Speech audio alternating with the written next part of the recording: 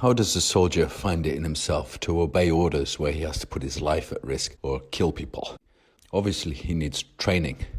And so also training is needed to refuse orders, illegal orders. If one has an order in the military, for example, to torture or to kill civilians, one says, no, sir, that's an illegal order. And that takes courage, but it is one's duty as a soldier.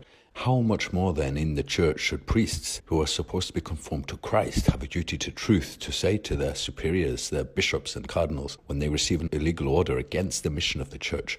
Sorry, my lord, that's not Catholic. Obedience is a virtue, but following illegal instructions is harmful. It hurts the faithful, and moreover, it encourages the bishops in megalomania who think they can do to the church whatever they want. For example, more and more bishops imagine they can forbid Holy Communion on the tongue. But Canon 843, paragraph 1 says, sacred ministers cannot deny the sacraments to those who seek them at appropriate times, are properly disposed, and are not prohibited by law from receiving them. When it says those who are properly disposed, that's talking about a spiritual orientation of the soul, who are in a state of grace, basically. It's nothing to do with their views on medicine or vaccines or social distancing. All these things are completely irrelevant. When it says they are not prohibited by law, it's talking about canon law, Canon 915, those who have been excommunicated or interdicted, and others obstinately persevering in manifest grave sin are not to be admitted to Holy Communion. But all other Catholics must always be allowed to receive Holy Communion when they come at the appropriate time, which means during Holy Mass. And Canon 135, paragraph 2 says, a lower legislator cannot validly issue a law contrary to a higher law. So this Canon 843, saying all Catholics can come to communion who are properly disposed, is universal law. No local bishop can overturn that. In general, any instruction not to distribute Holy Communion on the tongue is unlawful. Redemptionis Sacramentum. It can be disregarded, as it is injudicious to follow unlawful commands. But to simply be silent and find a way around it quietly. This is not ideal because it leaves the bishop overreaching his authority, and it will encourage more and more of them to do it again and again. At some point, the problem has to be faced. So priests can, in good conscience, ignore such instructions, but better still, the priest should explain to the bishop that he will not follow such instructions because they're illegal.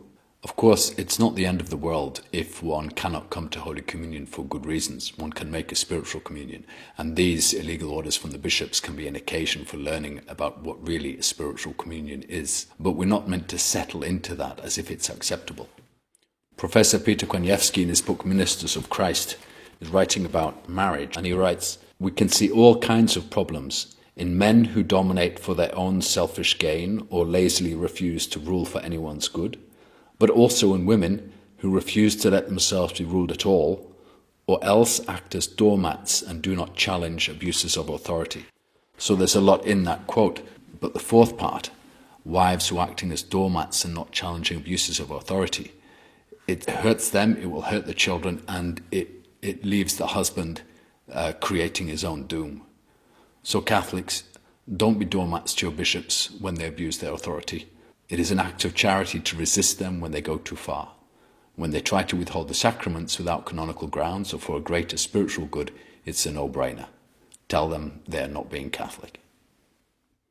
It's not easy for the superiors and the bishops to know the limits of their power. So I think some bishop wrote in his biography how when he was carried away to excess, his vicar general would very politely, firmly say, sorry, my lord, that's not Catholic, and keep the brakes on him. And this was a great service by the vicar general, and the bishop was big enough to accept it when he said that. So they have a massive burden, the superiors, the responsibility of directing the church. They need help from the subordinates, not only in obedience, where they're acting lawfully with the mission of the church, but also where they overstep, that those under them say, no, we're not going there.